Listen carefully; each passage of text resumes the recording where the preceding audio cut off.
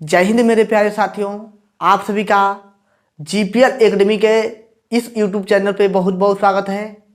जैसा कि हम आपके लिए पॉलिटेक्निक सेकेंड सेमेस्टर का मैथमेटिक्स लेकर आ रहे हैं और यह वीडियो आज से प्रारंभ है। ठीक है, आज का लेक्चर आपका ओनली हमें पॉलिटेक्निक सेकेंड सेमेस्टर के मैथमेटिक्स में क्या क्या पढ़ना है उसके सिलेबस लेकर आए हैं और कुछ मोस्ट इम्पॉर्टेंट बातें हैं उनको हम बताएंगे। ठीक है, आपके सामने रखेंगे, ध्यान से सुनिएगा। आज बस सुन लीजिए और सिलेबस के बारे में अच्छे से स्क्रीनशॉट ले लीजिएगा और कॉपी में लिख लीजिएगा। प्रथम पेज पर ही पूरे सिलेबस को लिख लीजिएगा, उसके बाद से कॉपी बना लीजिएगा अच्छे से। A to Z क्वेश्चन बताएंगे, कहीं भी दिक्कत होगा तो आप लोग हमसे पर्सनल मैसेज या पर्सनल फ़ोन करके बात कर सकते हैं कि सर यहाँ पर हमें नहीं समझ में आया। हम आपके लिए दिन रात तैयार रहेंगे।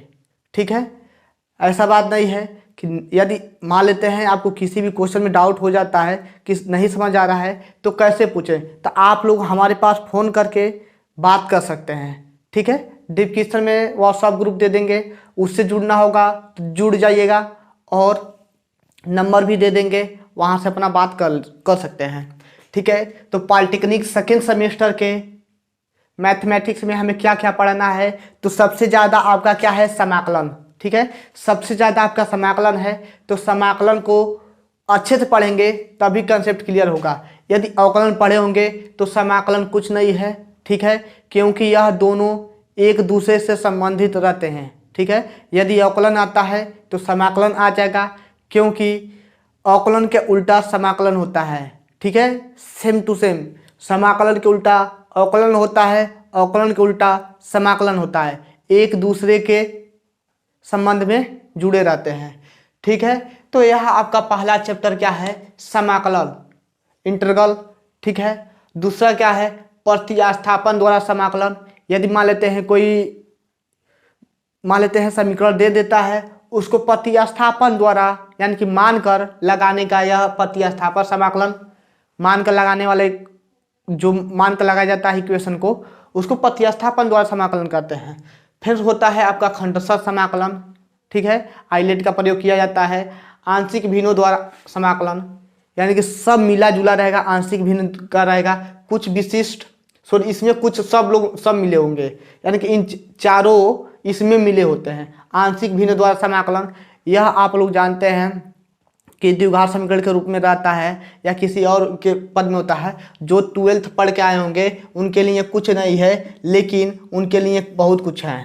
ठीक है, जो 12th पढ़ के आए होते हैं सोचते हैं कि हम तो पढ़ लेंगे, रियल की बात बताते हैं, अपनी बात है। ठीक है, जो 12th पढ़ के आए होते हैं सोचते हैं हम कर लेंगे, लेकिन ऐसा बात नहीं है। जब पेपर देने बैठोगे तो दांत लग जाता है, रियल की बात बता रहे हैं, क्योंकि मैथ जो है अभ्यास पर ही टिका है।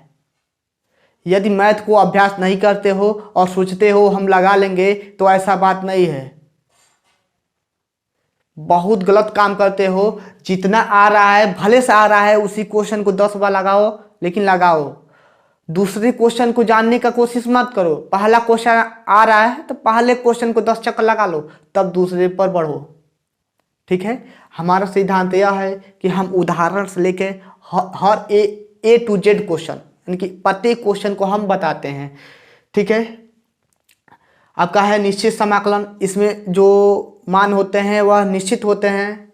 ठीक है, और समाकलन का अनुप्रयोग है, मध्यमान है, आंशिक समाकलन है और बीजी समीकरण का हल। ठीक है, उसके बाद से वृत्त है, सर्कल, यानी कि अंतरिक्ष में बिंदु है, प्लेन है और सरल रेखा है, स्ट्रेट लाइन। तो मात्र आपके 14 चैप्टर हैं। यह तो आप लोग चैप्टर का नाम पढ़ लिए होंगे, लेकिन जितना भी विशेष बात बता रहे हैं, जो 12th करके आए हैं और सोच रहे हैं कि इतने तो हम पढ़ चुके हैं, एक ही 2 चैप्टर हम पढ़ लेंगे तो हमारा काम चल जाएगा, तो बहुत बड़ा मिस्टेक काम कर रहे हो मेरे भैया।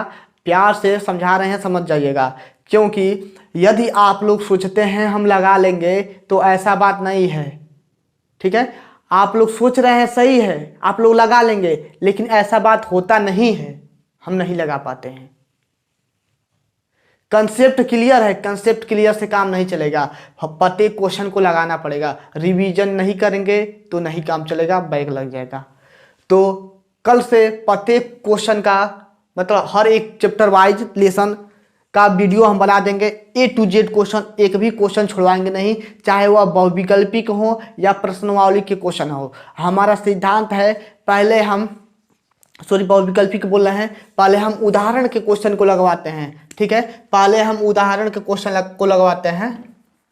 ठीक है, क्योंकि उदाहरण के क्वेश्चन इसलिए लगवाते हैं क्योंकि जब हम 10 पढ़ रहे थे, रियल की बात बताते हैं, जब हम 10 पढ़ रहे थे तो एक 4 नंबर का उदाहरण के क्वेश्चन आ गया था जिसमें हम जाकर फंस गए थे, इसीलिए हमारा नंबर 100 में 100 नहीं आ पाया।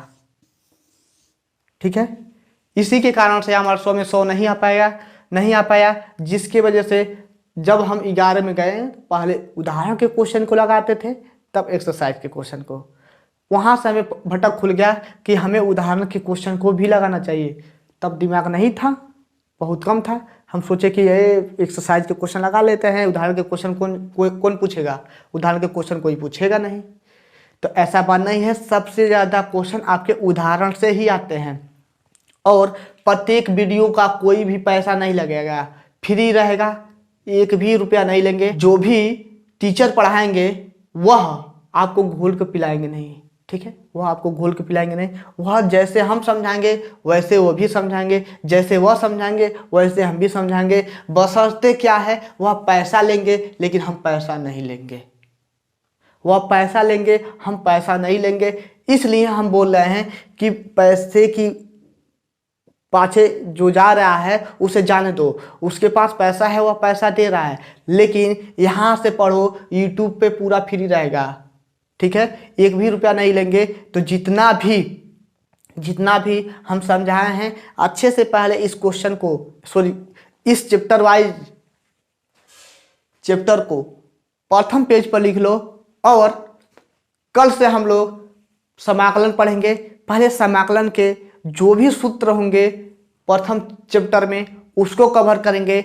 चैप्टर में जितना भी आपका सूत्र रहेगा, फार्मूला रहेगा, उसको पढ़ने के बाद से ही हम लोग उदाहरण के क्वेश्चन और एक्सरसाइज के क्वेश्चन को लगवाएंगे। तो आई होप कि हमारे बात को आप लोग अच्छे से समझे होंगे। यदि नहीं समझ में आता है तो आप लोग ज़रूर कमेंट कीजिएगा कि सर एक बार और अच्छे से समझा दीजिए इस चैप्टर के बारे में, हम समझा देंगे। लेकिन कल से हम लोग चैप्टर पढ़ेंगे जो आपका प्रत्येक चैप्टर है। हमें तो पूरा विश्वास है कि पूरा चैप्टर आपको समझ में आ रहा होगा, कहीं बाहरी का मतलब हर एक चैप्टर जो है 12th का लेवल का ही है। ठीक है, 12th के आसपास का ही है। हर एक चैप्टर समतल भी है, रेखा भी है, वृत्त भी है और समाकलन भी है, मतलब यह सब के सब 12th का ही है। तो जो 12th पढ़ के आए हैं भैया, आपसे भी रिक्वेस्ट है कि आप लोग भी ध्यान से ही पढ़िएगा, नहीं तो बैक बहुत टप्पा लगता है। आप लोग सोच रहे होंगे कि बहुत सरल क्वेश्चन आ जाता है, तो ऐसा बात नहीं है, बहुत टप्पा बैक लगता है। तो प्यार से ध्यान से देखते रहिएगा। तो ठीक है, बस आज के लिए इतना ही। यदि हमारे चैनल से पढ़ना चाहते हो तो चैनल को सब्सक्राइब कर लो और बेल घंटी को दबा लेना, ताकि जो भी वीडियो हम अपलोड करें सबसे पहले आपके पास नोटिफिकेशन जाए। और आप लोग अच्छे से तैयारी कर लीजिएगा। इस बार हम लोग लेकर आ रहे हैं पूरे सिलेबस को इस बार हम लोग ख़त्म कराएंगे। तो यदि आप लोग हमारे पर विश्वास करते हो और हमें मोटिवेट करते हो, मोटिवेट आप लोग कहाँ से करोगे, आप लोग अपने दोस्तों के पास यह वीडियो शेयर कीजिए ताकि अधिक से अधिक व्यूज जाए और हमें मोटिवेट मिले, हम अच्छे से अच्छे आपको कंटेंट देने का प्रयास करें। ठीक है, ओके बाय, जय हिंद साथियों। प्लीज़ आपसे रिक्वेस्ट है कि अपने दोस्तों के पास शेयर कर दीजिएगा कि वह लोग भी हमारे चैनल से जुड़े और अच्छे से पढ़ें। ठीक है, ओके बाय, जय हिंद साथियों।